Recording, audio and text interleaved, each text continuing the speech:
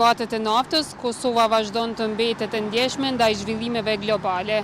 Pasi nisi konflikti në Iran, çmimet e 1 litri naftë kanë shkuar në rreth €1.60, për dallim nga €1.18 sa ishte para se të nisej lufta atje.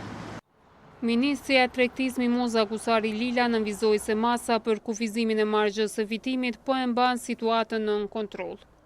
Prandaj lëvizjet që po ndodhin janë reflektimi drejt për drejt të rritjes së çmimit në tregun e jashtëm. Ne si vend importues, që nuk kemi rafineri, po ndikon shumë më shumë se sa vendet, për shembull vendet fqinje, Greqia, Maqedonia e Veriut, që kanë rafineri të naftës, megjithatë prapë të gjithë është duke u reflektuar rritja e çmimit e në Kosovë, po e ka ndikimin e drejt për drejt.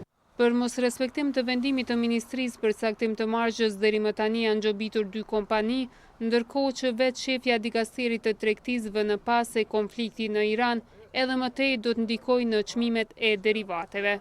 Është e pashmangshme ndikimi më të tjeshëm i asaj se çfarë po ndodh në lindjen e mesme me reflektimin në çmimin e derivateve. E naftëtarët e vendit këmbgulin se Kosova ka çmimet më të ulta të derivateve në rajon. Çmimit e në Kosovë po del që është më i liri në regjion. Unë e di që çfarë gjendje ekonomike shporta qytetarit, çfarë është, çfarë krize jem. Çmimi real kishte me qenë edhe me konë që vendosëm ne shoqata ose qeveria kishte me qenë njëra.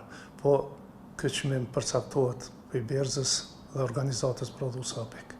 Me caktimin e margjës në fitim nga Ministria e Industrisë, naftëtarët mund ta ngrisin çmimin e naftës nga ai që importojnë për 2 cent për litër për shitjet me shumicë dhe 12 cent për litër për ato me pakicë.